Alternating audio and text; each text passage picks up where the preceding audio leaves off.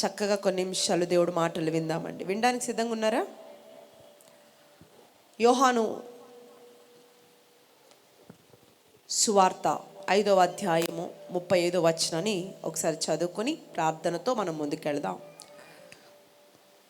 యోహాను సువార్త 5వ అధ్యాయము 35వ వచనాన్ని చదువుకుందాం. అతడు మండుచు ప్రకాశించుచున్న దీపమై ఉండెను. మీరతని వెలుగులో ఉండి కొంతకాలము ఆనందించుటకు ఇష్టపడితిరి. చాలు. హల్లెలూయా.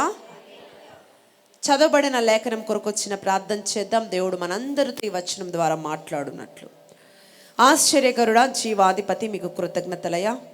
వాక్యము నీది, రెండంచుల ఖడ్గం వంటి నీ మాట ద్వారా నాతో, మాతో, మా అందరితో మీరు మాట్లాడండి. వినగలిగిన చెవులు, గ్రహించగలిగిన హృదయాలు మాకు దయచేయండి. మీ కృపా సమాధానాలు విస్తరింపచేయండి. నిలబడుతున్న నన్ను మీ సిలువ చాటును మరుగు చేసుకొని మీ శైలిలో, మీ స్థాయిలో మా అందరితో మీరు మాట్లాడి మీ నామానికి మహిమ తెచ్చుకోమని నజరేయుడు అనే యేసుక్రీస్తు శక్తి గల మీ నామంలో అడిగి వేడుకొనుచున్నాము తండ్రి, ఆమేన్. రైట్. సంగమ దేవుని బిడ్డలారా, గడిచిన దినాలు ఆయా ప్రాంతాల్లో పరిచర్య చేస్తూ మరి మీ ముందు సజీవులుగా ఈరోజు నిలబడడానికి దేవుడు ఎంతగానో కృప చూపారు. అందుకుని బట్టి మనస్సారా నా దేవునికి కృతజ్ఞతలు తెలియచేస్తున్నాను. Thank you Jesus. అలాగే కూడి వచ్చిన మీ అందరికీ యేసుక్రీస్తు నామంలో అందరికీ వందనాలండి. Praise the Lord. బాగున్నారా? దేవునికి స్తోత్రం. హల్లెలూయా. ఈరోజు కొన్ని అమూల్యమైన విషయాలు మనము ధ్యానం చేద్దాం. ఉదయకాలము మహిమ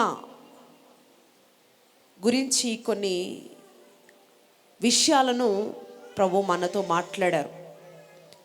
మహిమ రావటము దేనికి సూచన, మహిమతో నింపబడటం దేనికి సూచన అనే అంశాన్ని ఉదయం ధ్యానం చేశాం. మహిమ రెండు రకాలుగా వస్తుంది. ఒకటి, ఆశీర్వదించుటలో దేవుడు తన మహిమ ద్వారా ఆశీర్వదిస్తాడు. రెండు, గద్దించుట కొరకు కూడా మహిమను కుమ్మరించి గద్దిస్తాడు, మహిమ ద్వారా గద్దిస్తాడు అని ఉదయం ధ్యానం చేశాం. వీలైతే అది కూడా వినండి. చక్కటి శ్రేష్టమైన వర్తమానం, మహిమ గురించి ఒక అవగాహన మీకు వస్తుంది. హల్లెలూయా. ఈ పూట మనము మరొక అంశాన్ని ధ్యానం చేయబోతున్నాం. నీవు ప్రకాశవంతంగా మారాలంటే, the message of the title, వాక్యం యొక్క అంశం ఏంటంటే, నువ్వు ప్రకాశవంతంగా మారాలంటే ఏం చేయాలి అనేది ఈరోజు మనం ధ్యానం చేద్దాం. హల్లెలూయా. దేవుడికి స్తోత్రం. యోహాను సువార్త 5వ అధ్యాయం 35వ వచనంలో ఈ మాట సాక్షాత్తు యేసుక్రీస్తు ప్రభుల వారు చెప్పిన సాక్ష్యం అండి. ఇది ఒక వ్యక్తి గురించి చెప్తా ఉన్నాడు. ఆ వ్యక్తి పేరు ఏంటంటే బాప్తిజం ఇచ్చి యోహాను.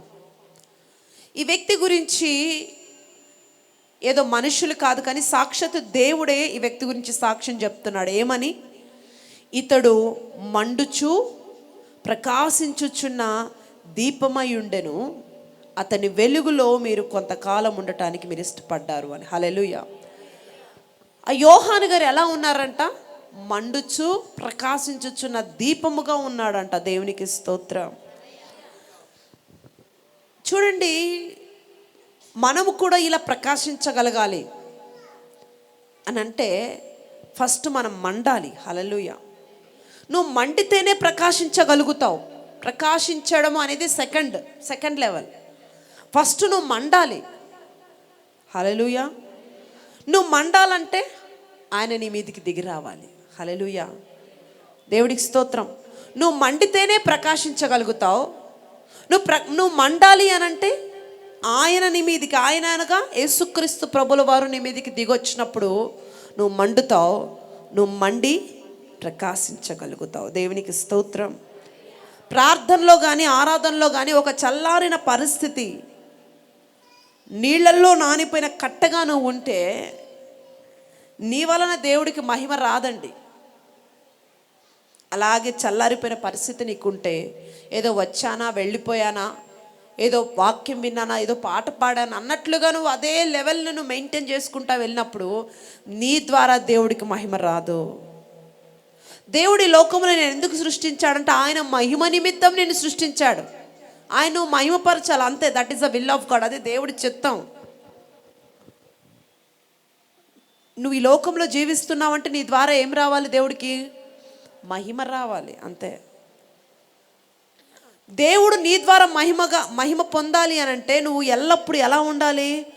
మండుతూ ప్రకాశించున్న ఒక ద్వీపముగా నువ్వు ఉన్నప్పుడు దేవుడు నీ ద్వారా మహిమ పొందుతాడు. హల్లెలూయా.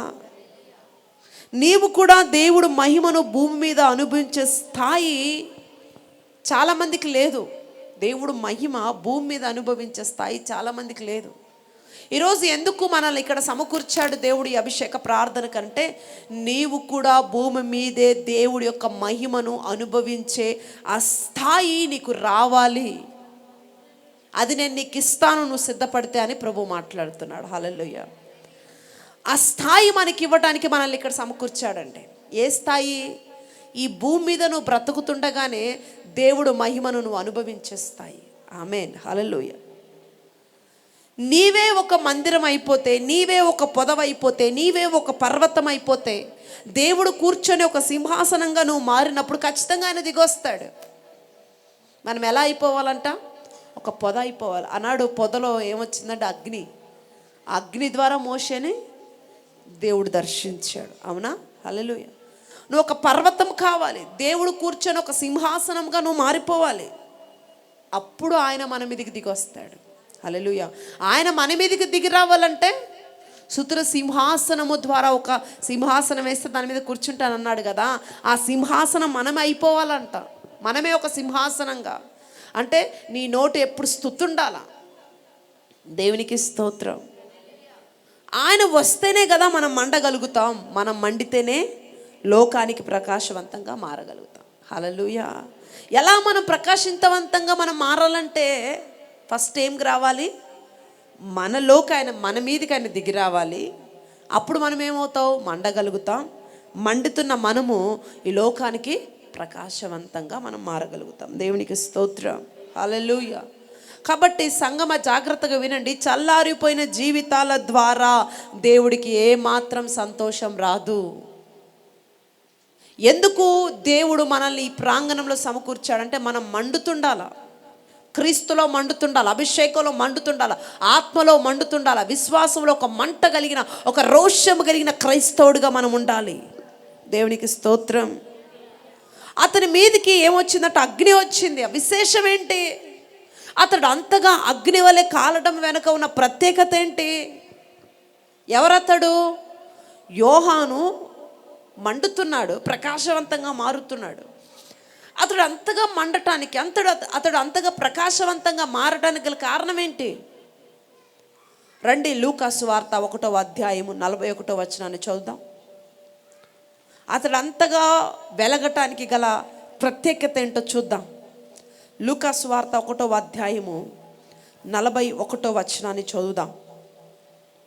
Thank you Jesus. ఎలిజబెత్ మరియ యొక్క వందనము వచనము వినగానే ఆమె గర్భములో శిశువు గంతులు వేసెను. అంతటా ఎలిజబెత్ పరిశుద్ధాత్మతో నిండుకొనినదై బిగ్గరగా ఇట్లనెను. దేవునికి స్తోత్రం. అతడు మండుచున్న, ప్రకాశించుచున్న ద్వీపమై ఉండెను అని యోహాను గారి గురించి మనం ధ్యానిస్తున్నాం కదా. అవునా? ఏమిటి ఆ అగ్ని? ఏమిటి ఆ మహిమ? ఏమిటి ఆ ప్రకాశానికి గల కారణము? ఎందుకు అతడు అంతగా ప్రకాశిస్తున్నాడు?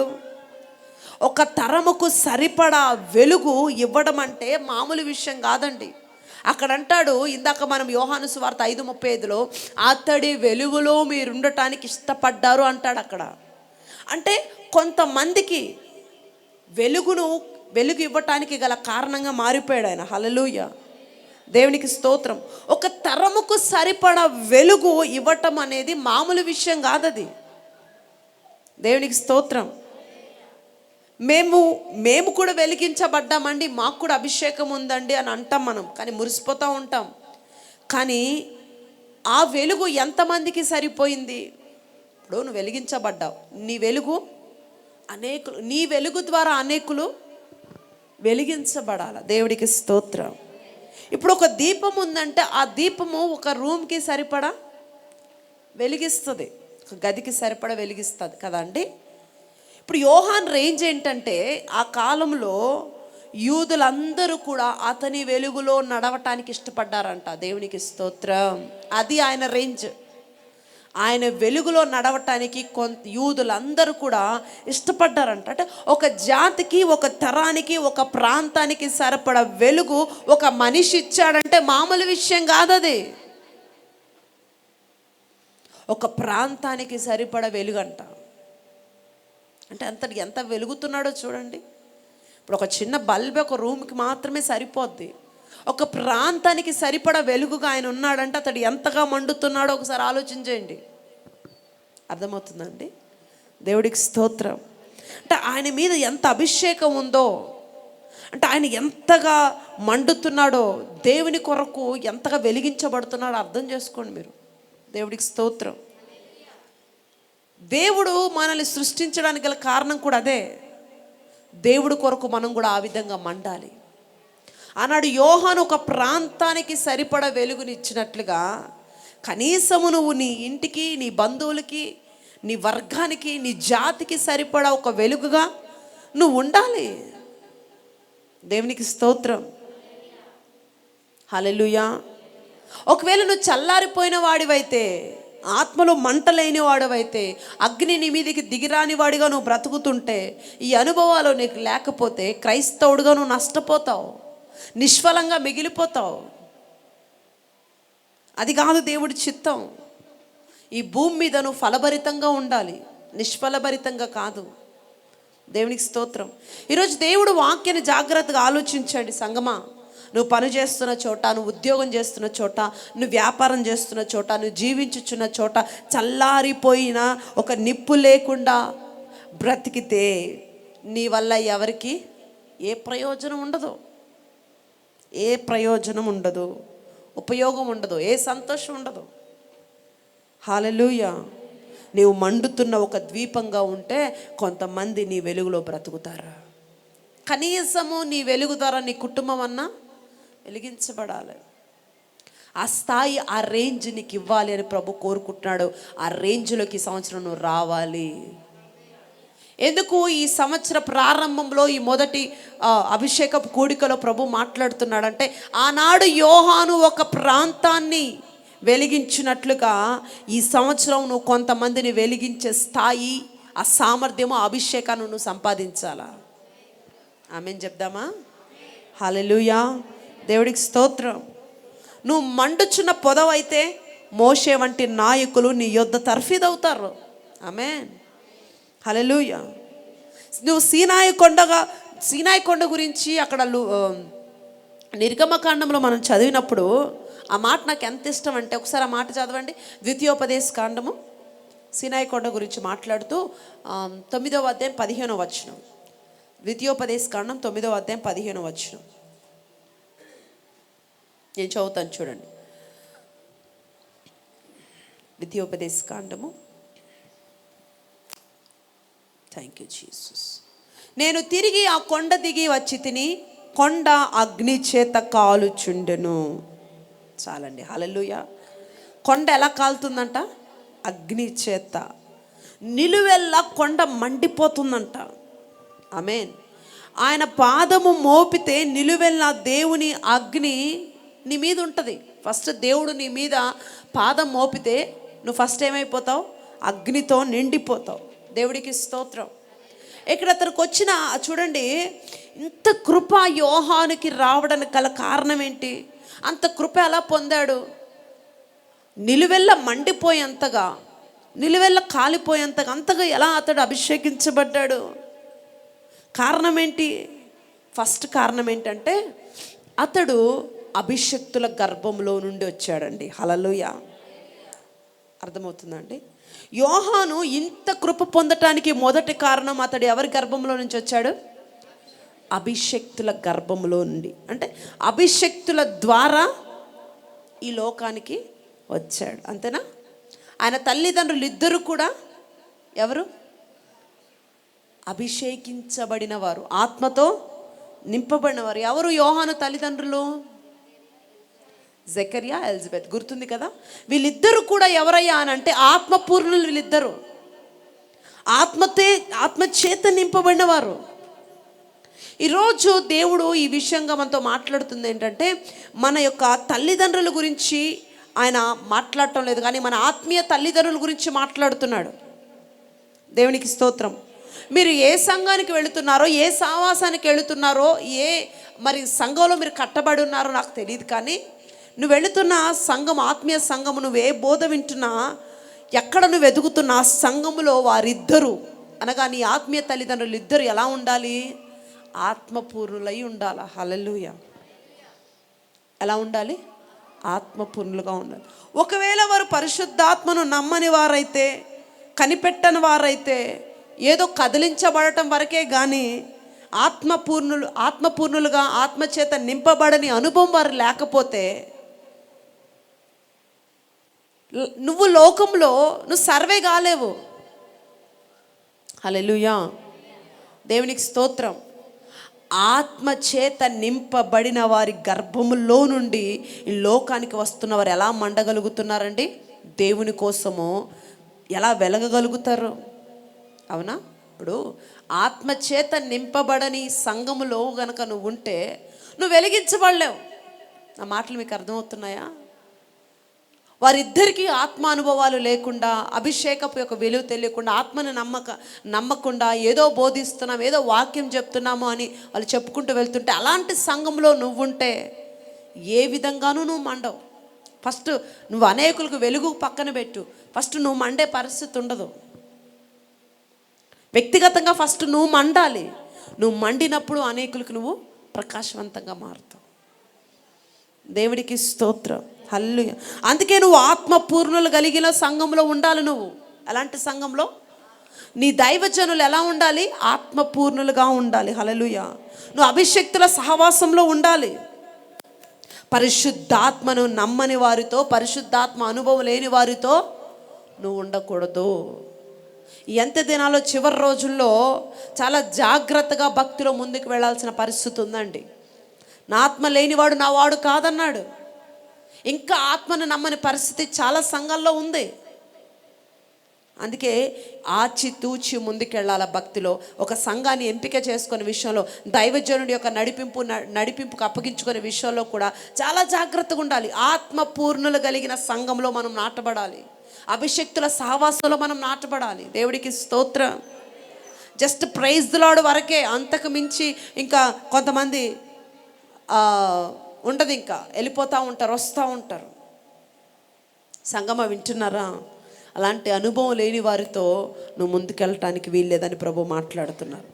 అలా నువ్వు ముందుకెళ్ళినప్పుడు నువ్వు ఎవరికి ప్రయోజనకరంగా ఉండవు. కనీసం నీ కుటుంబానికి కూడా నీ వల్ల ఏ ప్రయోజనం ఉండదు, నీ భక్తి వల్ల ఏ ప్రయోజనము అస్సలు ఉండదు. ఈ సంవత్సరం అందుకే నిర్మోహమాటంగా మీకు ప్రకటిస్తుంది ఒకటే, సంగమా, అభిషక్తుల సహవాసంలో మీరు నిలకడగలిగి ముందుకెళ్ళండి. ఎందుకంటే మీరు మండాలి, అనేకులకి వెలుగుగా మీరు మార్చబడాలి, ప్రకాశించబడాలి. మీరు ప్రకాశించాలి. మీ ప్రకాశంలో, మీ వెలుగులో అనేకులు ఉండాలి. దేవుడికి స్తోత్రం. హల్లెలూయా. లోకానికి సంఘానికి తేడా తెగిపోతే ఎలా చెప్పండి? ఇప్పుడు లోకానికి సంఘానికి తేడా ఉందా లేదా? అలాగే సంఘానికి అభిషక్తులకు కూడా ఒక తేడా ఉంది. లోకముకి సంఘముకు ఎంత తేడా ఉందో, సంఘముకు అభిషక్తులకి తేడా ఉంది. సంఘాలు చాలా ఉన్నాయి, కానీ సంఘంలో అభిషక్తులు చాలా తక్కువ మంది ఉన్నారు. అర్థమైందండి? కాబట్టి సంఘము ఉందంటే సంఘం కాదు, ఆ సంఘంలో ఎవరు ఉండాలి? అభిషక్తులు ఉండాలి. అలాంటి సంఘంలో మనం నాటబడినప్పుడు మనం మండగలుగుతాం. మండి మన కుటుంబాలకి ఆశీర్వాదకరంగా, ప్రకాశవంతంగా మనం మార్చబడగలుగుతాం. హల్లెలూయా. లోకము నుండి వేరు చేయబడింది సంఘము, సంఘము నుండి ప్రత్యేకించబడింది సేవకుడు. దేవునికి స్తోత్రం. దేవుడు ఏం చేశాడండి? లోకంలో నుండి ఇజ్రాయెల్ని ప్రత్యేకపరిచాడు. అవునా? ఇజ్రాయెల్లో నుండి ఫస్ట్ లోకంలో నుండి ఇజ్రాయెల్ని ప్రత్యేకపరిచాడు. ఆ తర్వాత ఆ ప్రత్యేకించబడిన వారిలో నుండి లేవీల్ని ప్రత్యేకించాడు. లేవీల్లో నుండి యాజకులు ప్రత్యేకపరిచాడు. యాజకుల్లో నుండి ప్రధాన యాజకుల్ని ప్రత్యేకపరిచాడు. అంటే ప్రత్యేకత పెరిగే కొద్దీ, ప్రతిష్ట పెరిగే కొద్దీ స్థాయి పెరుగుతూ ఉంది. హల్లెలూయా. ఈ సంవత్సరము మీ రేంజ్ ఎలా ఉండాలంటే ప్రత్యేకత పెరుగుతుండాలి. హల్లెలూయా. దేవుడికి స్తోత్రం. ప్రతిష్టత కూడా పెరుగుతుండాలి. అంటే ఫస్ట్ నువ్వు ప్రత్యేకించబడిన తర్వాత నువ్వు దేంట్లోకి వచ్చేయాలా? ప్రతిష్టలోకి రావాలి. దేవునికి స్తోత్రం. హల్లెలూయా. అప్పుడు ఆటోమేటిక్గా భక్తిలో, క్రైస్తవ్యంలో, అభిషేకంలో నీ స్థాయి, నీ సామర్థ్యం, నీ స్ట్రాటజీ పెరుగుతూ ఉంటుంది. దేవుడికి స్తోత్రం. దీంట్లో సీక్రెట్ ఏం లేదండి. నువ్వు ఎంత ఒంటరి అవుతావో, ఎంత ప్రత్యేకం అవుతావో అంత అభిషేకం నీలో పనిచేస్తూ ఉంటుంది. ఈ లోకంలో నుండి నువ్వు ఎంత వేరైపోతుంటావో, ఎంత ప్రత్యేకంగా ప్రత్యేకతలోకి నువ్వు వస్తుంటావో అంత అభిషేకం నీ మీద పనిచేస్తుంటుంది. నా మాట అర్థమైందండి? దేవుడికి స్తోత్రం. కొంతమందికి ఒంటరిగా ఉండటం అసలు ఇష్టం ఉండదు. ఒంటరిగా సర్వే కాలేరు. ఇంకొక పక్కన ఒక తోక ఉండాలి. వాళ్ళు లేనిది వాళ్ళకి పని జరగదు కదండి. ఒక క్రైస్తవుడిగా, ఒక విశ్వాసిగా అలాగని మొత్తాన్ని వదిలేసి ఒంటరిగా మీరు ఉండండి అని కాదండి. ఈ లోక పరిస్థితులు గుండి మనం ప్రత్యేకపరచబడి ముందుకు వెళ్తున్నప్పుడే నీలో అభిషేకపు స్థాయి పెరుగుతుంటుందని మీకు మనవి చేస్తున్నాను. హల్లెలూయా. నీకు ఎప్పుడు జనం కావాలి, సోది కావాలి, ఎప్పుడు 100 మంది నీ చుట్టూ ఉండాలి. జనం లేకపోతే ప్రాణం కుదురుగా ఉండదు కొంతమందికి. ఎంతసేపు కొంతమంది సెంటర్లోకి వెళ్ళిపోతారు, ఇంట్లో ఉండరు. సెంటర్లోకి వెళ్ళిపోవాలి, అక్కడ కూర్చోవాలి, లేకపోతే మైండ్ పనిచేయదు కొంతమందికి కదండి. ఒక అరగంట ఉండలేరండి, బయటికి వెళ్ళిపోతూ ఉంటారు పొద్దుగుక్కులు. అర్థమవుతుందా అండి? దేవుడికి స్తోత్రం. నేనేమంటున్నా అంటే కంప్లీట్గా సోషల్ లైఫ్ని బ్యాన్ చేయమని నేను చెప్పట్లా. అందరితో మీరు అటాచ్మెంట్లు మొత్తం తీసేయండి, అన్నీ తీసేయండి నేనే అనట్లా. లిమిట్ చేయండి. ఫ్రెండ్షిప్ లిమిట్గా ఉండాలి. ఓకే, జనాలతో తిరిగే విధానంలో లిమిట్గా ఉండాలి. అన్నీ లిమిట్గా ఉండాలి. అప్పుడే లోకంలో నువ్వు సర్వే కాగలుగుతావు. అభిషేకం నేను గొప్పగా నడిపిస్తూ ఉంటుంది. దేవుడికి స్తోత్రం. కొంతమంది అన్నీ హెవీ కావాలా, ఫ్రెండ్స్ హెవీగా ఉండాలి, హెవీ వద్దు. ఈ సంవత్సరం లిమిట్ చేయి. దేవునికి స్తోత్రం. గంటలు ప్రార్థన చేయలేకపోతున్నావా? అప్పుడు ఏం చేస్తావు? ఏదైనా అభిషక్తుల యొక్క మెసేజెస్ పెట్టుకొని విను, వాక్యం విను. ఏదైనా శక్తివంతమైన ఆరాధన ఒకటి యూట్యూబ్లో ఉంటుంది, ఏదైనా చూసి పెట్టుకో, ఆరాధనలో పార్టిసిపేట్ చేయి. వింటున్నారా? హృదయాన్ని రంజింపచేసి ఆత్మ సంబంధమైన ఆరాధనలో పాలు పొందు. కొంతమంది పట్టుమని 10 నిమిషాలు కూడా ప్రార్థన చేయలేరు. అయిపోయింది నా ప్రార్థన అంటారు. 10 నిమిషాలు కూడా. అలాంటి వారికి చెప్తున్నా నేను, ప్రార్థన ఎక్కువసేపు చేయలేనప్పుడు ఏం చేస్తావు? ఒక మంచి ఉజ్జీవ ప్రసంగాన్ని పెట్టుకొని విను, ఆత్మ సంబంధమైన ఆరాధనలో పాల్పొందు, దేవుని మహిమపరచు, ఏదో ఒకటి చేయొచ్చు. 10 నిమిషాలు ప్రార్థన చేశా, నా ప్రార్థన అయిపోతుంది. ఇంకేం చేస్తారు వీళ్ళు? బోరు కొట్టద్దులకి. బోరు కొట్టగానే ఏం చేస్తారు? ఇంకా యూట్యూబ్ ఆన్ చేయడం, మరలా ఏదో ఒకటి చూడడం. ఈ 10 నిమిషాల ప్రార్థన కూడా మొత్తం పోతాయి, సర్వనాశనం. 10 నిమిషాలు ప్రార్థన చేసావు, ఆ తర్వాత మళ్ళీ బోరు కొట్టింది, ఫోన్ ఓపెన్ చేసి ఏదో ఓపెన్ చేసావు, పోయింది. అది కూడా, ప్రార్థన కూడా పోయింది. సంగం అర్థమవుతుందండి?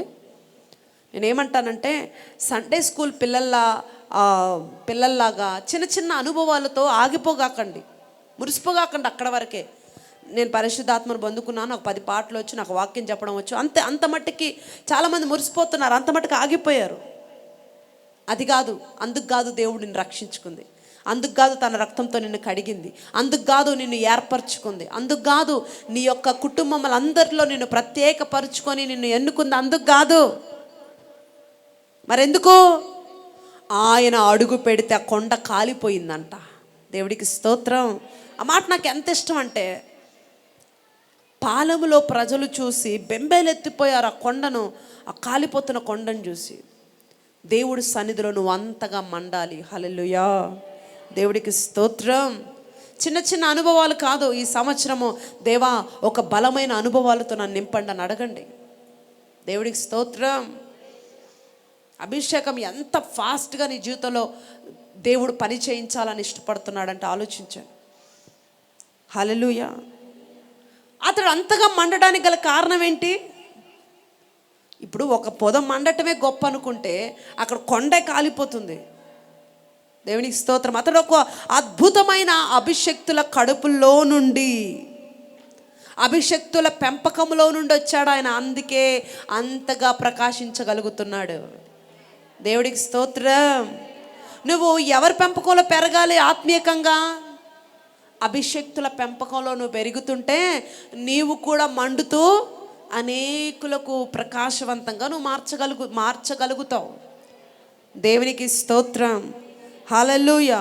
ఆత్మపూర్ణులైన వారి గర్భములో నుండి, వారి గృహంలో నుండి, వారి పెంపకంలో నుండి నువ్వు ఎదుగుతుంటే పరిశుద్ధాత్మ అనుభవాన్ని నువ్వు కలిగి ఉంటావు. ఆ అనుభవాన్ని కలిగి ఆ స్థాయి పెరుగుతూ మండే స్థాయి వస్తుంది. మండే స్థాయి నుంచి అనేకులకు వెలిగించేవాడిగా నువ్వు మారిపోతావు. దేవునికి స్తోత్రం. హల్లెలూయా. కొంతమంది అంటారు మేము కూడా ఆత్మ అభిషేకం కలిగిన వారమే అంటారు, కానీ మౌనంగా ఉంటారు. ఎందుకు దేవుడు నీకు అభిషేకం ఇచ్చింది? వాళ్ళ మౌనంగా ఉండటానికి కాదు కదా.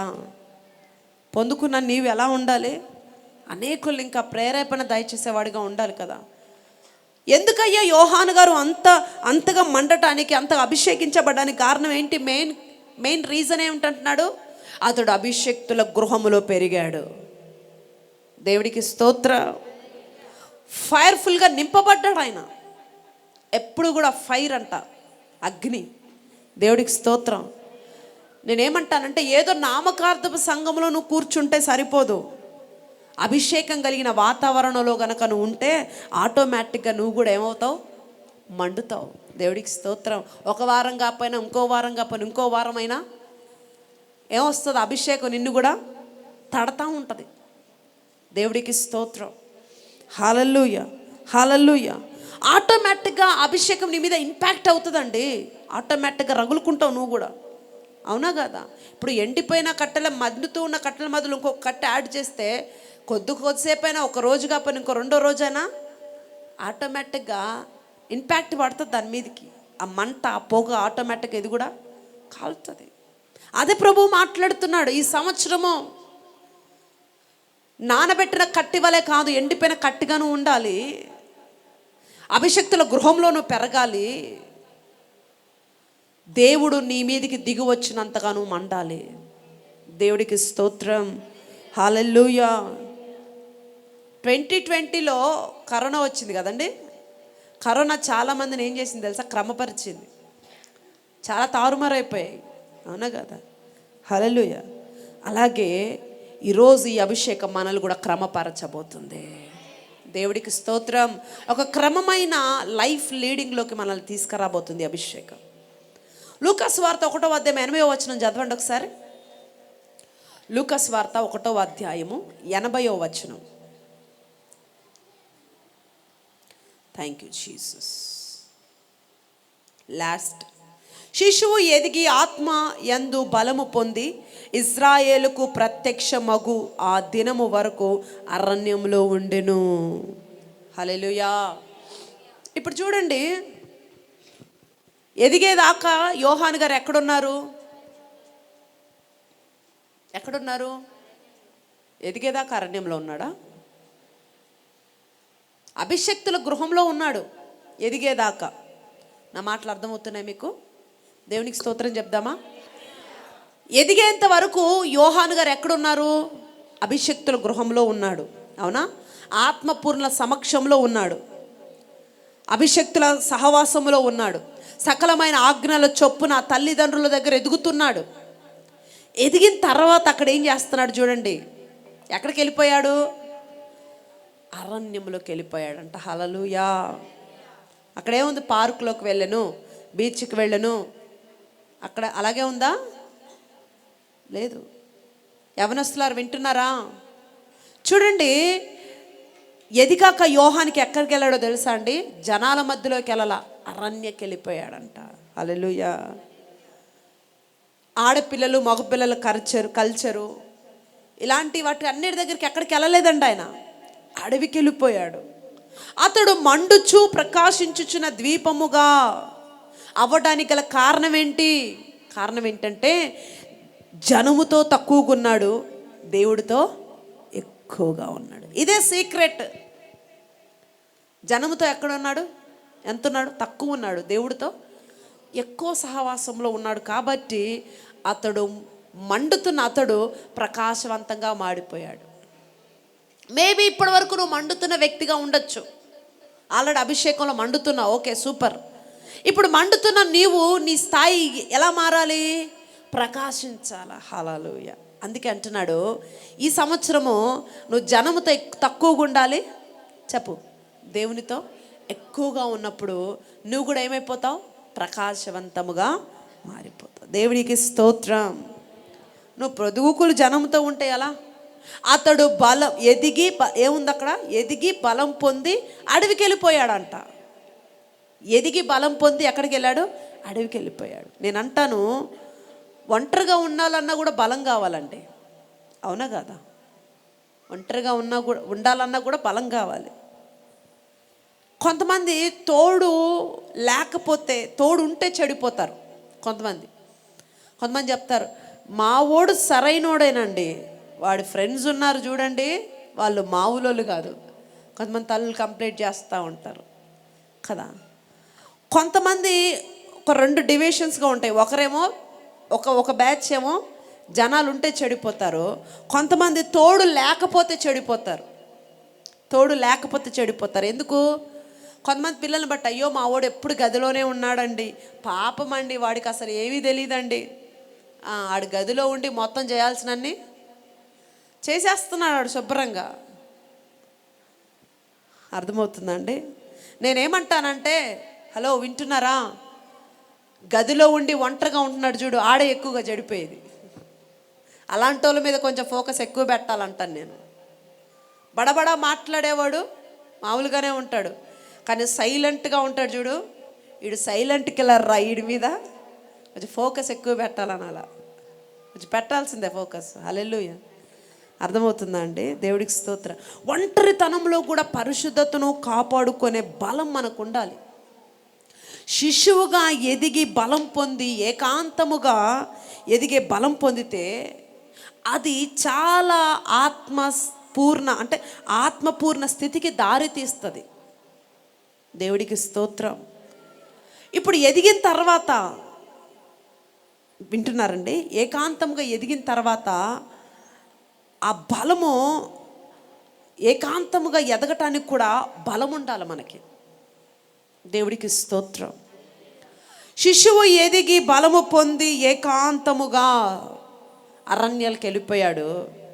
అక్కడ కూడా పడిపోయిన స్థితిలో లేడు, ఇంకా బలంగా మార్చబడుతూనే ఉన్నాడు. దేవుడికి స్తోత్రం. ఎప్పుడైతే ఒంటరి స్థితిలో నువ్వు బలంగా ఎప్పుడైతే ఉండగలుగుతావో ఒక బలమైన స్థాయిలోకి దేవుడు నిన్ను మారుస్తాడంటే. ఒంటరిగా ఉన్నప్పుడు బలంగా ఉండాలి. That is the main important. నీ పక్కన ఎవరు లేరు, నీకు అన్ని అవకాశాలు ఉన్నాయి, అయినా సరే నువ్వు వినియోగించుకోకుండా ఒంటరిగా ఒక సవాలుతో కూడిన ఆత్మీయ జీవితంలో నువ్వు ముందుకెళ్ళినప్పుడు ఖచ్చితంగా నీ రేంజ్ వేరుంటుంది, ప్రత్యేకంగా ఉంటుంది నీ రేంజ్. మామూలుగా అది ఊహించని రేంజ్ అంటాను నేను. దేవుడికి స్తోత్రం. ఇప్పుడు ప్రభు ఏమంటున్నాడు? నువ్వు ఒంటరిగా ఎక్కువ ఉండు, ప్రజలతో తక్కువ ఉండు అన్నాడు కదా. ఈ ఒంటరితనంలో కూడా నువ్వు బలంగా ఉండాలా, అది కూడా ఇంపార్టెంటే. దేవుడికి స్తోత్రం. అప్పుడు దేవుడు నీ రేంజ్ని, నీ స్థాయిని మరింతగా పెంచుతాడు. ఈ యోహాను ప్రకాశించడానికి గల కారణం ఏంటంటే తను ఒంటరితనంలో కూడా చాలా బలంగా నిలబడ్డాడు. అతనికి అన్ని అవకాశాలు ఉన్నాయి, అరణ్యంలోనే ఉన్నాడు, పాపం చేసే అవకాశం ఉంది, అన్ని రీతిలుగా అవకాశాలు ఉన్నాయి, కానీ ఏది కూడా అతడు వినియోగించుకోవాలి. అతడి గుర్రంత ఒకటే, నేను మండాలి, దేవుడు కూర్చొని సింహాసనంగా నేను మారిపోవాలి. ఆ గురువైపు వెళ్ళిపోయాడు, బలంగా నిలబడగలిగాడు. కాబట్టి అతడి వెలుగులో కొంతమంది జీవిస్తున్నారంట. దేవునికి స్తోత్రం. హల్లెలూయా. అది కాకుండా పొద్దుగూకులు, జనాలు, ఎక్స్కర్షన్లు, పార్కులు, భోజనాలు, ఈ సందడి కావాలి కొంతమందికి సందడి లేకపోతే పని జరగదు. ఎక్కడొక్కడికి వెళ్ళాలి, ఎక్కడో తినాలి, ఏదో ఫ్రెండ్స్తో టూర్స్, ఇవి లేకపోతే మైండ్ పని చేయదు కొంతమంది యవనస్తులకి. ఎప్పుడు ఇంట్లో ఏం కూర్చుంటారా, బోర్ వస్తుంది, ఇది కదండి. అక్కడ చూడండి, తనతో మాట్లాడేవారు దేవుడు లేదా దేవదూత తప్ప ఎవరు లేనంతగా అడవికి వెళ్ళిపోయాడు. తనతో మాట్లాడడానికి ఇంకే మనుషులు లేరు, దేవుడు లేదా దేవదూతలు, వీళ్ళు తప్ప ఇంకెవ్వరూ లేరు. అంటే అంత అడవిలోకి, అంత అరణ్యంలోకి వెళ్ళిపోయాడు ఆయన. హల్లెలూయా. బైబిల్ గ్రంథంలో దీనా అనే ఒక సహోదరు ఉంది. ఆమె గురించి చెప్పాను నేను ప్రీవియస్ వీక్స్లో. ఈమెకు పట్టణం చూడాలనిపించిందంట, చక్కగా ఉండక ఇంట్లో. ఒకడు యెరూషలేము నుండి యెరికోకు బయలుదేరాడు. యెరికోకు వెళ్ళాలనిపించింది ఒకడికి. దేవుడు పట్టణమైన యెరూషలేమును వదిలి ఏమనిపించింది, యెరికోకు వెళ్ళాలనిపించింది. దారిలో దొంగలు చూశారు, పట్టుకున్నారు, చెత్తగొట్టారు, ఉన్నాయని లాగేసుకున్నారు. ఒక ఆమెకి మోయాబు వెళ్ళి బాగా తినేద్దాం అనిపించింది. నయోమి కరువు వచ్చింది, అందరు అక్కడే ఉన్నారు, ఈమెకే మోయాబులో ఫుల్ ఉందంట, అక్కడ తినేద్దామని వెళ్ళిపోయింది. చివరికి సాధించింది ఏంటంటే అందరిని కోల్పోయింది. భర్త, 2 కొడుకులు, ఎవ్రీథింగ్. ఒకరికేమో సొదోమ వెళ్ళి ఏలేద్దాం అనిపించింది. ఎవరికి? లోతు. అబ్రహాం గుడారాన్ని పక్కన పెట్టి సొదోమ వెళ్ళిపోయాడు మనోడు, అక్కడ ఏదో పోస్ట్ ఇచ్చారని. వీళ్ళందరూ ఏమైపోయారయ్యా అంటే కాలగర్భంలో కలిసిపోయారు వీళ్ళు. వింటున్నారండి? కానీ చూడండి, అతడు వాడబడే గడియ వచ్చే వరకు ఎక్కడున్నాడు? అతడు అరణ్యంలో ఉన్నాడు. ఎవరు? యోహాను. దేవుడికి స్తోత్రం. ప్రార్థన, దేవుడు తప్ప వేరే వ్యవహారం లేదు. నేనేమంటానంటే, నువ్వు జనాలకు వేరైతేనే, ప్రత్యేకత ఉంటేనే, అది అలవాటు చేసుకుంటేనే ఆ స్థాయి నీకు వస్తుంది, ఊరికనే రాదు. హల్లెలూయా. కొంతమందికి ఎవరొకరిని కదిలించడం తప్ప వేరే పని ఉండదు. ఫోన్ చేయడం, ఫోన్ పట్టుకోవడం, ఏంటి సంగతులు, వాళ్ళని పలకరియాలి, వాళ్ళని కదిలించాలా, కదిలించుకుంటూ కూర్చుంటారు కొంతమంది. ఎందుకంటే వీళ్ళ దగ్గర ఏ సంగతులు ఉండవు, వీళ్ళ సంగతులు కావాలి వీళ్ళకి. వాళ్ళు ఏం చేస్తున్నారు, వీళ్ళు ఏం చేస్తున్నారు, గాసిప్ కావాలా, వీళ్ళేంటి, వాళ్ళ వైఖరి, అందరిని అడుగుతూ కూర్చుంటారు. వింటున్నారండి? ఏపీలో కొన్ని చోట్ల ఒక 50-60 సంవత్సరాల పెద్దోళ్ళు ఉంటారు కదా, ముసలోళ్ళు, అందరు కూర్చొని ఒక మీటింగ్ వేసుకుంటారు చక్కగా మాట్లాడుకుంటూ. ఆ మీటింగ్లో ఏంటయ్యా సబ్జెక్ట్ అంటే, మా కోడలిలా, మా కొడుకిలా, మా మనవాళ్ళిలా, ఇంక ఇవన్నీ కష్ట సుఖాలన్నీ చెప్పుకుంటూ ఉంటారు. రాత్రి ఇంటికి వస్తారు. ఎందుకు వాళ్ళు అంతగా అక్కడ టైం స్పెండ్ చేయడానికి కారణం ఏంటంటే, వీళ్ళ కొడుకులు, కోడలు, పిల్లలు టైం స్పెండ్ చేయరు. వింటున్నారా? మాట్లాడరు. ఇంకేం చేస్తారు? పోయి అక్కడికి ఇక్కడ తిరుగుతూ ఉంటారు. హలో, వింటున్నారా? ఒక క్రైస్తవుడిగా మనం మాత్రం అలా చేయొద్దండి. Let them spend a quality time. మీ ఇంట్లో పెద్దవాళ్ళు ఉంటే నీకు సమయానుకూలంగా వాళ్ళతో ఒక మంచి సమయాన్ని మీరు స్పెండ్ చేయండి. మాట్లాడండి వాళ్ళతోటి. వాళ్ళు ఏదో చెప్పాలనుకుంటా ఉంటారు, వినండి. కనీసం నీకు కుదిరిన కాడికి, ఒకవేళ వారం అంతా నీకు కుదరకపోవచ్చు, ఏదో ఒక సమయాన్ని తీసి పెద్దవాళ్ళతో మాట్లాడండి. అది మీకు మంచిది. అమ్మమ్మ ఉన్నా, తాతయ్య ఉన్నా, నాన్నమ్మ ఉన్నా, హూ ఎవర్ వాట్ ఎవర్. ముసలి వాళ్ళు ఉంటారు కదా కొంతమంది, వీళ్ళతో ఏంటండి చాదస్తమండి, ఈమెతో ఏంటండి మాట్లాడేది, ఇలా ఉంటుంది కొంతమంది మైండ్ సెట్. యవ్వనస్తులు ఏంటంటే, నీకేం తెలుసు, మొత్తం వీడికి అన్నీ తెలిసినట్టు ఫీల్ అయిపోతాడు. ఆమెకు తెలియకుండానే ఆ స్టేజ్లోకి వాళ్ళు రారు కదా. ఇప్పుడు 60-70 ఏళ్ళు ఆమెకు వచ్చాయి, ఆమెకేం తెలియకుండా ఇన్ని సంవత్సరాలు సర్వే అయిందా? ఆయనకేం తెలియకుండా సర్వే అయ్యాడా? డాడీ నీకేం తెలీదు. ఏం తెలియకుండానే నేను స్కూల్కి పంపించాడా? ఏం తెలియకుండానే నేను చదివించాడా? ఏం తెలియకుండానే నీకు ఈ స్థాయికి, సామర్థ్యానికి రావడానికి ఆయన చేయూత లేకపోతే నువ్వు ఈ స్థాయికి వస్తావా? ఇది అర్థం కాదు కొంతమందికి. డాడీ నీకేం తెలీదు, మమ్మీ నీకేం తెలీదు. ఒక క్రైస్తవుడిగా మనం మాత్రం ఇలా మాట్లాడకూడదండి. హల్లెలూయా. నేను ఎందుకు చెప్తున్నానంటే, ఇప్పుడు నువ్వు యవ్వనంగా ఉన్నావు, రేపు నీకు కూడా చెప్పు. ఆల్రెడీ కొంతమందికి ముడతలు వచ్చేసాయి, రేపో మాపో కర్ర కూడా రావచ్చు. నువ్వు కూడా ముసలిదానివో ముసలివాడివో అయిపోతావు. కాబట్టి కొంచెం జాగ్రత్తగా చూసి మసులుకోండి వాళ్ళతోటి. అర్థమైందా? పెద్దవాళ్ళతోటి చాలా కంట్రోల్గా ఉండండి, జాగ్రత్తగా ఉండండి. మాటలు మాట్లాడేటప్పుడు ఏదన్నా కొంతమంది ఇష్టానుసారంగా ముసలిదానా అట్లా. కాబట్టి జాగ్రత్తగా మాట్లాడాలి, జాగ్రత్తగా బిహేవ్ చేయాలి. మనుషుడు ఏది విత్తునో ఖచ్చితంగా పంటకు వస్తాడు. పెద్దవాళ్ళతో వీలైతే టైం స్పెండ్ చేయి. చక్కగా మాట్లాడు, పెద్దవాళ్ళతో సరిగ్గా ప్రవర్తించాలి, మంచిగా ప్రవర్తించాలి. అర్థమైందండి? వీలైతే సహాయం చేయాలి. హల్లెలూయా. వింటున్నారా? ప్రభు చూస్తున్నాడన్న స్పర్శ కలిగి మీరు జీవించండి చాలు. ప్రభు చూస్తున్నాడు అంతే. హల్లెలూయా. దేవుడికి స్తోత్రం. ఎందుకు ఈ మాటలన్నీ చెప్తున్నానంటే సంగమా చూడండి, యోహాను పద నన్ను సేవ చెయ్యి అనే ఒక ప్రత్యక్షత యోహానుకు వచ్చేంత వరకు కూడా ఆయన ఎక్కడున్నాడండి? అడవిలో ఉండి నింపబడుతూనే ఉన్నాడు. ఆ ప్రత్యక్షత వచ్చే వరకు కూడా నింపబడుతున్నాడు, ఫిల్లింగ్లోనే ఉన్నాడు. తర్వాత ఒక్కసారిగా బ్లాస్ట్ అయిపోయాడంటే దేవుడికి స్తోత్రం. ఇంకా ఏం లేదు, అడవిలో ఉండి అలా ప్రకటిస్తుంటే చాలు పరిగెత్తుకుంటూ వస్తున్నారు ఊర్ల నుంచి. ఆయన వెళ్ళి ఏ మైకులు పెట్టుకొని ఊర్లోకి వెళ్ళి సువార్త చెప్పలా. ఏం చేశాడండి? అడవిలో నింపబడుతూనే ఉన్నాడు, అంతే నింపబడుతూనే ఉన్నాడు. ఒకరోజు దేవుడు వచ్చి, నాన్న నువ్వు నా సేవ చెయ్యి అని ఒక మాట వినేంత వరకు నింపబడుతున్నాడు. ఆ ప్రత్యక్షత పొందిన తర్వాత అడవిలో ఎక్కడో ఉండి సువార్త చెబుతుంటే ఊర్లో నుంచి జనాలు పరిగెత్తుతున్నారంట రక్షణ బ్యాప్టిజం తీసుకోవడానికి. దేవుడికి స్తోత్రం. కొంతమంది మా వాళ్ళు వినరండి, చెయ్యరండి, వద్దండి. నువ్వు నింపబడతా ఉండు, ఆటోమేటిక్గా అందరూ కూడా నీ రూట్లోకి వచ్చేస్తారు ఒకరోజు. దేవుడికి స్తోత్రం.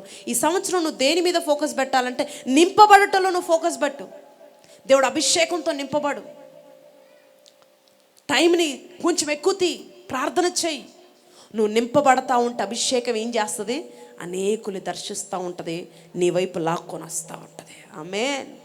ఆ రోజు యోహాను ఎవరికి చెప్పాలా, ఎవరిని బ్రతిలాడాల. ఎప్పుడైతే నింపబడ్డాడో అతనిలో ఉన్న అభిషేకం ఏం చేస్తుంది? ఊర్లోకి వెళ్ళి ఒక్కొక్కరిని తాకి లాక్కొని వస్తుంది, అడవిలోకి లాక్కొని వస్తుంది. దేవునికి స్తోత్రం. నువ్వు ఏ అడవిలో ఉన్న అభిషేకంతో నువ్వు నింపబడితే నీ వైపుకి రావాల్సింది ఎవరైనా. అది అభిషేకంలో ఉన్న పవర్. మా వాళ్ళు నన్ను పట్టించుకోరండి, నా వైపు చూడరండి, నేనంటే వాళ్ళకి పడదండి. ఎందుకు పడదు? దేవుడి దగ్గర కూర్చొని దేవుడితో నింపబడు. ఎవడు పడదన్నాడో ఎవడు రాడన్నాడో ఆటోమేటిక్గా అందరినీ దగ్గరికి రావాల్సిందే ఒకరోజు. దేవునికి స్తోత్రం. ఆ లూకాసు వార్త 1వ అధ్యాయం 14వ వచనం చదవండి.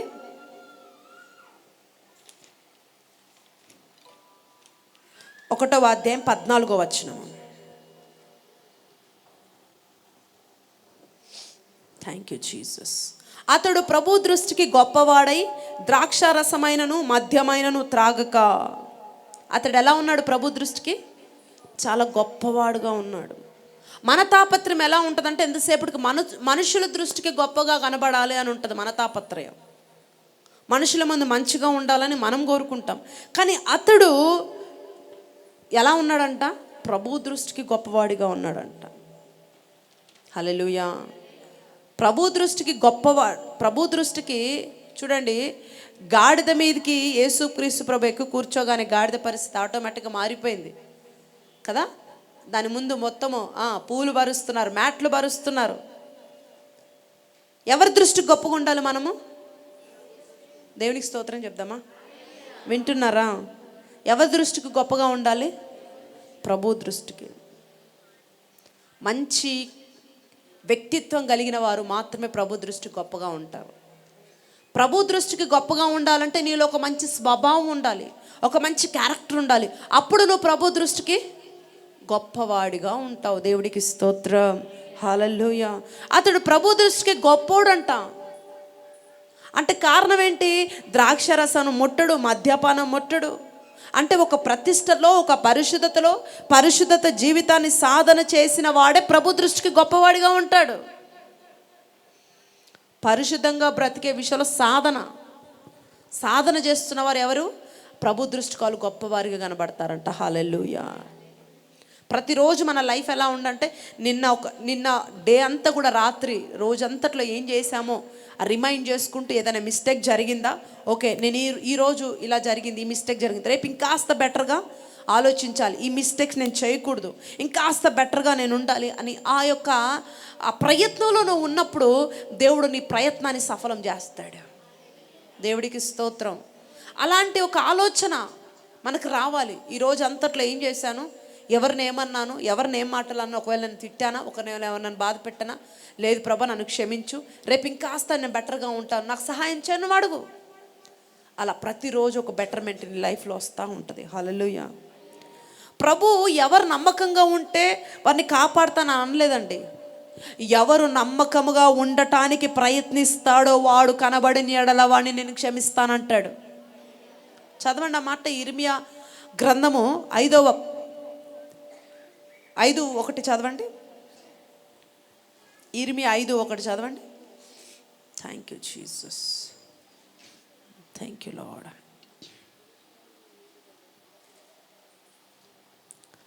హల్లెలూయా.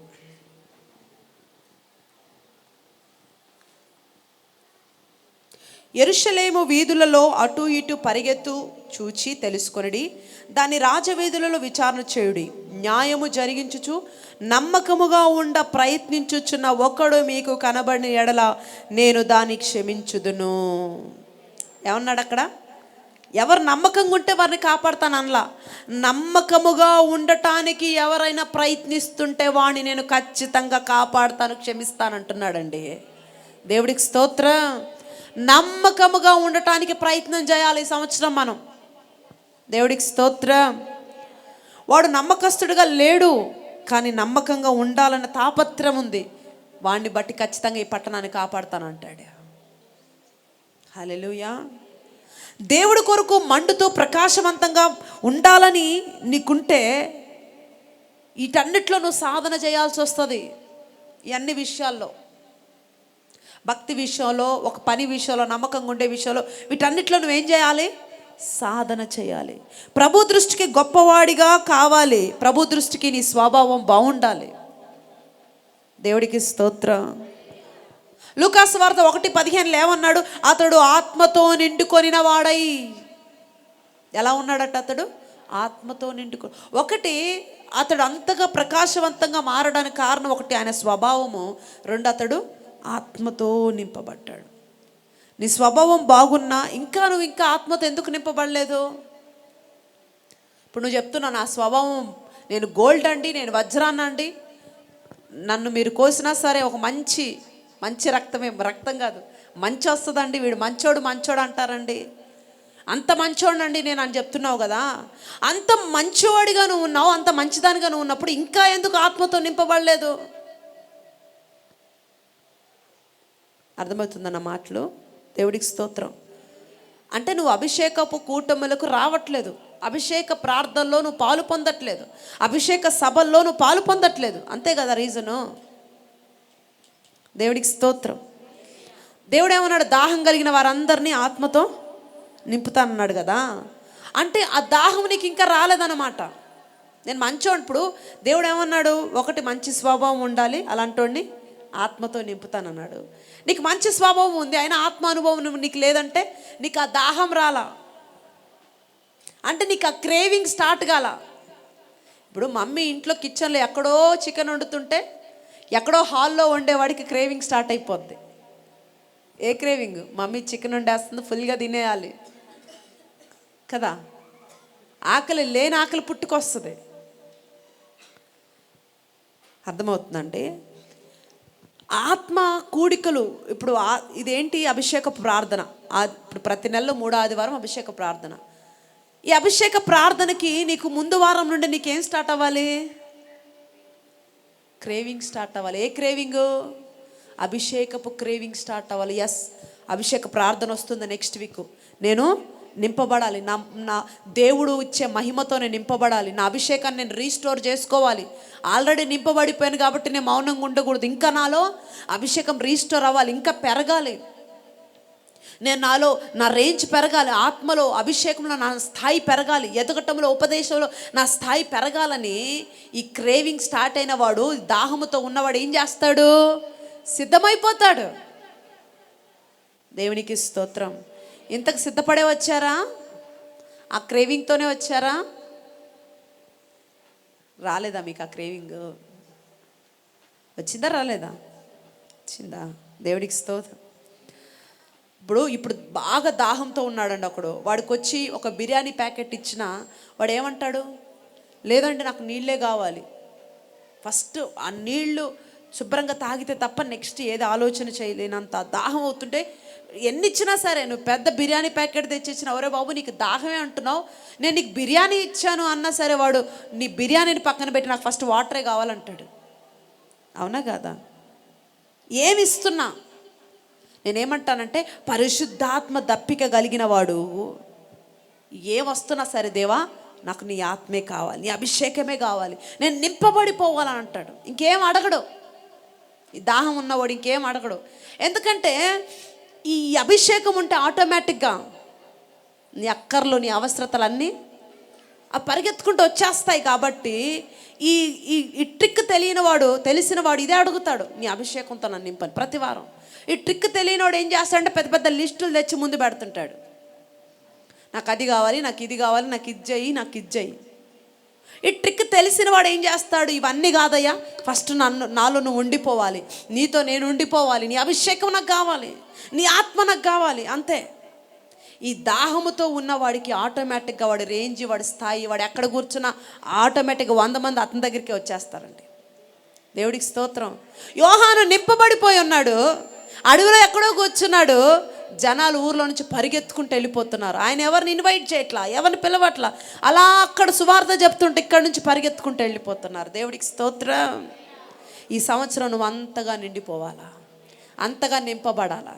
నువ్వు ఒకవేళ లైవ్ చూస్తున్న సేవకుడు అయినా, ఈ ప్రాంగణంలో కూర్చున్న ఒక క్రైస్తవుడుగా, విశ్వాసగా, నువ్వు ఎవరివైనా వస్తారే నాకు తెలియదు, ఈ సంవత్సరము ప్రభు మాట్లాడుతున్నాడు నీతోటి. నీవు అభిషేకంతో పూర్తిగా నింపబడిపోవాలి, అనేకులకు వెలుగునిచ్చేవాడిగా నువ్వు మారిపోవాలి.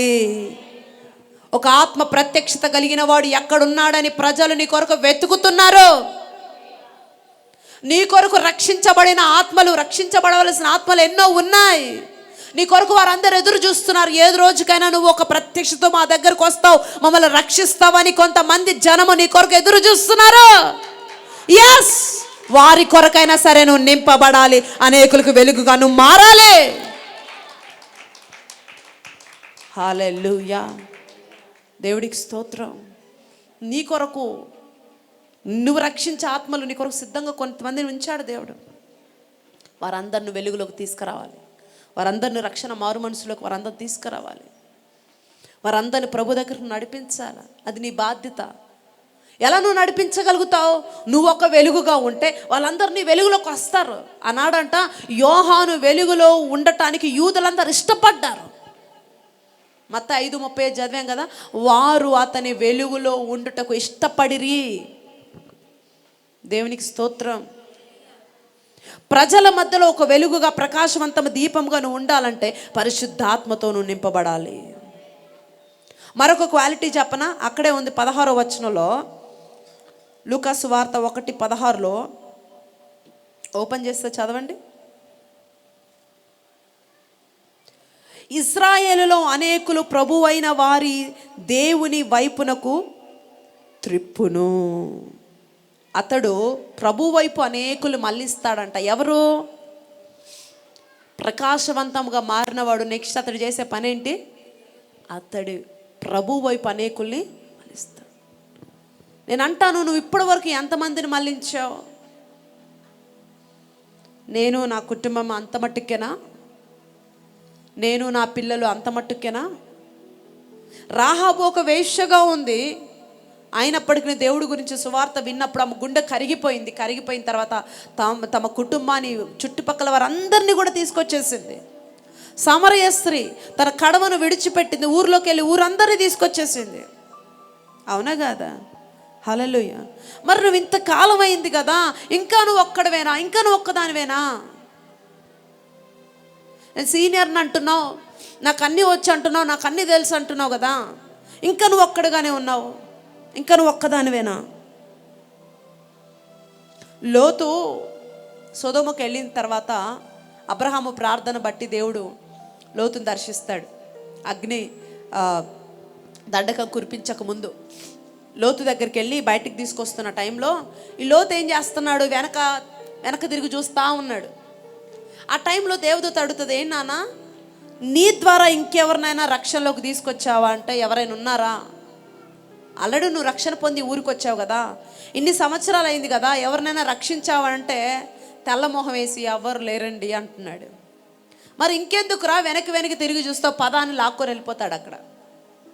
దేవుడికి స్తోత్రం, హల్లెలూయా. ప్రభు వైపు అనేకులు తిప్పాలి, ఆ దాహం ఆ కసి నీకు ఉండాలి. హల్లెలూయా. ఈ నూతన సంవత్సరంలో మొదటి అభిషేక ప్రార్థనలో ప్రభు మాట్లాడుతున్న మాట ఏంటంటే, మనందరితో మనము మండుతూ ప్రకాశించుచున్న ద్వీపముగా ఉండాలి. ప్రకాశించుచున్న ద్వీపమై ప్రభు వైపుకు అనేకుల్ని తిప్పాలి. దేవుడికి స్తోత్రం. ఈ రెండిటి మీద ఒక గురి కలిగిన భక్తి ఈ సంవత్సరం మీరు చెయ్యండి. హల్లెలూయా. మత్తయి 3:3 అంటాడు అక్కడ, అతడు ప్రభువుకి మార్గమును సరళము చేసెను. ప్రభువుకే మార్గమును ఏం చేశాడట? సరళం చేశాడట. హల్లెలూయా. అతడు మండుతూ ప్రకాశించుచున్న ద్వీపముగా బ్రతికాడు. నీవు కూడా అలాగే బ్రతకాలి. ఈ తరానికి సరిపడా వెలుగు నువ్వు ఇవ్వాలి అంటే ఒక జనముకు సరిపడా అభిషేకం నీ యొద్ద ఉండాలా. ఒక జనం అంటే ఒక్కడికే కాదు. ఇప్పుడు ఇక్కడ ఒక 40 ఒక 50 మెంబర్స్, ఒక 100 మెంబర్స్ ఉన్నారంటే వాళ్ళందరికీ సరిపడా అభిషేకం నీ యొద్ద ఉండాలి. దేవునికి స్తోత్రం, హల్లెలూయా. పాత నిబంధనలో ఒక విధవరాలు ఒక్క కుండే, ఆ కుండ ద్వారా అనేక కుండల్ని నింపుతుంది. నువ్వు కూడా ఎందుకు ఆ కృప పొందకూడదు? అవునా? హల్లెలూయా. నీ ఇంటి వారికి, నువ్వు పనిచేస్తున్న చోట, నీ బంధువులు వారందరికీ సరిపడా వెలుగు నీ దగ్గర ఉండునుగాక. హల్లెలూయా. ఆ కుండలన్నిటికీ సరిపడా తైలము ఆమె యొద్ద ఉండింది, నీ యొద్ద కూడా ఉండాలి. దేవుడికి స్తోత్రం, హల్లెలూయా. మేబీ నీ ఇంట్లో ఒక 10 మంది ఉన్నారా, ఒక 20 మంది ఉన్నారా, మీ ఫ్రెండ్స్ బంధువులు, అట్లా వాళ్ళందరికీ సరిపడా తైలము నీ యొద్ద ఉండాలి, ఆ వెలుగు నీ యొద్ద ఉండాలి. దేవుడికి స్తోత్రం. వారందరూ నీ వెలుగులోకి రావాలి. అదే దేవుడి చిత్తమై ఉంది. దేవుడికి స్తోత్రం. మండుతూ ప్రకాశించుచున్న దీపాలుగా బ్రతుకుదామా? మండితేనే ప్రకాశించగలుగుతావు. దేవుడికి స్తోత్రం. అందుకే దేవుడి కొరకు నిలబడండి, మండండి. దేవుడు మిమ్మల్ని ప్రకాశింపచేయును కాక. హల్లెలూయా. ఈ సంవత్సరం స్థిరమైన భక్తులు మీరు ఎదుగుదురు గాక. స్థిరంగా దేవుణ్ణి ఆరాధిస్తూ బలమైన అభిషేకం పొందుతూ అనేకులకు వెలుగునిచ్చేవారుగా మీరు మారిపోదురు గాక. ఎట్టి కృప త్రియేక దేవుడు మనందరికి దయచేయును గాక. లేచి నిలబడి దేవుడు నీతో మాట్లాడితే ఒక చిన్న ప్రార్థన చేయి. Thank you Holi spirit of lord.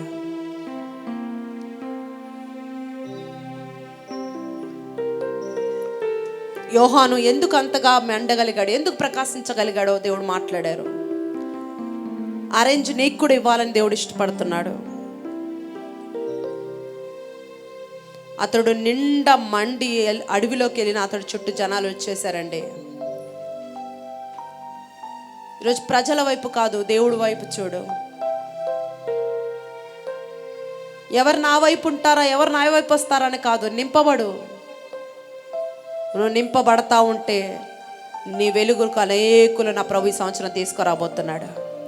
సేవకుడా, ఈ సంవత్సరం నింపబడే ప్రాసెస్లో నువ్వు ఉండు. అనేక ప్రజలని యొద్దకు తీసుకొచ్చే పనిలో దేవుడు ఉండబోతున్నాడు. Thank you Holi spirit of Lord. తండ్రి మీకు వందనాలు. అవును, మాతో మాట్లాడారు, మీకు కృతజ్ఞతలు. అట్టి ప్రత్యేకతలోకి, అట్టి ప్రతిష్టలోకి మేము ముందుగా వెళ్ళుటకు సహాయం దయచేయండి. మేము కూడా మండుతూ ప్రకాశించుచున్న ద్వీపంగా మారిపోయినట్లు నీ కృప కుమ్మరించండి. నీ హస్తము చాపి నీ బిడ్డలు ఎంతమంది అయితే ఆశపడుతున్నారు, ఎదురు చూస్తున్నారు, అందరినీ నీ గొప్ప కృపతో అభిషేకంతో నింపి దీవించి మహిమ పొందమని, నీ కార్యంలో మరింతగా వేగపరచమని, ప్రతి ఒక్కరిని నింపి ప్రకాశవంతంగా మార్చి మహిమ పొందమని యేసుక్రీస్తు శక్తి గల మీ నామములో అడిగి వేడుకొని నీ బలమైన అభిషేకాన్ని మేము పొంది ఉన్నాము తండ్రి. ఆమేన్. దేవుడు మీతో మాట్లాడితే గట్టిగా చప్పట్లు కూడా దేవుని